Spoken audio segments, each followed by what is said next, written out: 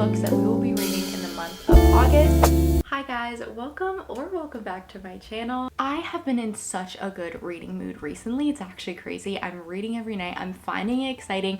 I am enjoying actually just being a reader, and I want to take advantage of that. So I decided, what better way to do that than bring out the good old handy dandy TBR jar and let this jar pick out my August read. Let's get right into it. Shake her up. A book you recently bought. This is so perfect because I did just go ahead and buy a whole bunch of books at Barnes & Noble and did a little bit of a splurge. So I'll show you what I got, and I think I already know kind of which book I want to pick.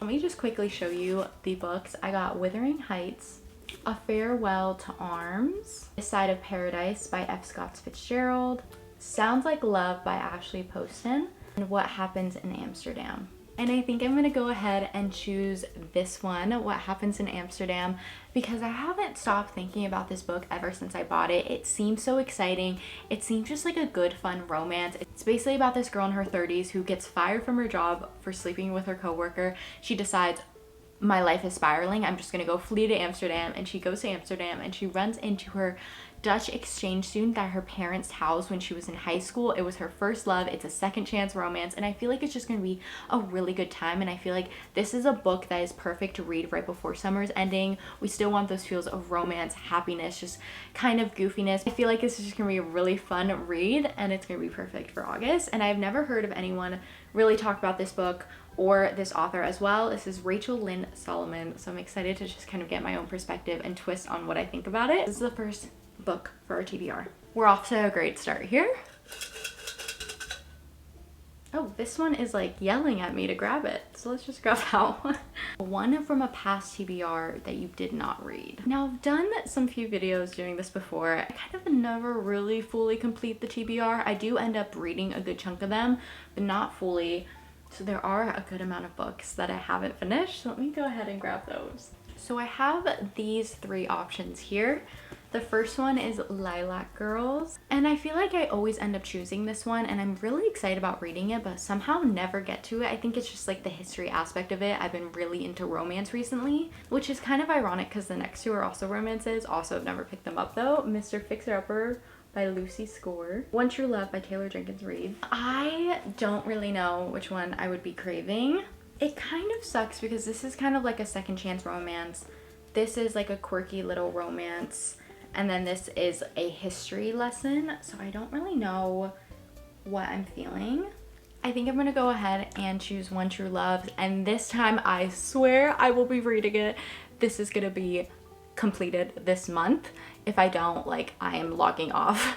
No more booktube for me because I have shown this book so many times, but I think that it will be good because it's a little bit heavier, and Taylor Jenkins Reid always has a way of making me underline and find deeper meanings to a book. So I'm gonna choose this one. Let's go ahead.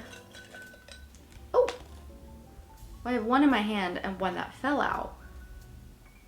I'm gonna choose the one in my hand and just put the other one back in. A book with a villain POV. I don't know if I have a book like that. I don't really like have any dark books in here. Oh, you know what? I do, kind of. I feel like the only book that does kind of fit that, I don't know why I put that in there. It's not entirely from his perspective, but I guess we could kind of consider it a villain POV, and I have been wanting to reread and like completely annotate and write it all up, so I think that this would be the closest thing that we have. All of my fantasies have been read, so I don't really know where I was going with that. So I guess it would be Wuthering Heights. I'm gonna go ahead and throw that one that fell back in and see what else we can get. I don't know if that technically counts. Pick a book based on the cover. I don't think I'm gonna choose any romances because I fear I already have enough. You guys might have already seen this. I have had this book for a while now. It's a thriller. It's called The Girl on the Train by Paula Hawkins, and I don't really know much about this book or what it entails. I think I kind of want to go in blind. All I know is that it is a thriller. It's about a girl who takes the train at the same time every day, I believe, and something changes and drastically starts the story, and kind of you have to like solve this mystery with her. So I think that this would kind of be a nice little in-betweener from the romances, kind of add a little bit more spice, momentum, and I tend to go through thrillers pretty quickly, so I feel like it'd be captivating when I travel and I'm like on the plane and stuff. So I think we're gonna do one more. An anticipated 5-star read. I kind of almost immediately knew which one it was going to be, and it's definitely going to be Sounds Like Love by Ashley Poston. Since I read The 7-Year Slip, I became severely obsessed with it. I mean, I still am severely obsessed with it, but I think that this one is going to be a 5-star read for me just because I love her writing. I love the magical elements that she throws into just a general fun romance, and she just adds twists and turns that makes it more exciting and more thrilling to read, and I feel like this wouldn't be any different. This is her very new release, Sounds Like Love, and I feel like it just, I mean, come on, the cover already looks so good. I just feel like I'm gonna love it. I don't really know much about it. I'm pretty sure it's songwriters in LA who end up falling in love. Other than books, I really love music, so I feel like putting both of those together is gonna be so fun, and I think it's just gonna be a good time. These are all of the books that we will be reading in the month of August. Let's quickly do a little recap of what we ended up choosing. First one, What Happens in Amsterdam, a good, fun romance. And if we didn't already love some romance, One True Loves by Taylor Jenkins Reid. Again, I will be reading this. I promise you, I am marking that down right now. Hold me accountable because I will be reading this book.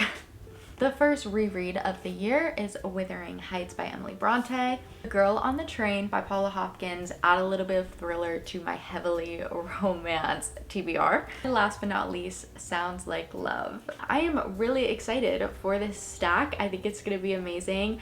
I feel like having the month of August be romance is so insanely perfect because right now I'm kind of finishing up my summer TBR, kind of getting all those feelings out of the way, because once it hits September, I am completely invested in fall.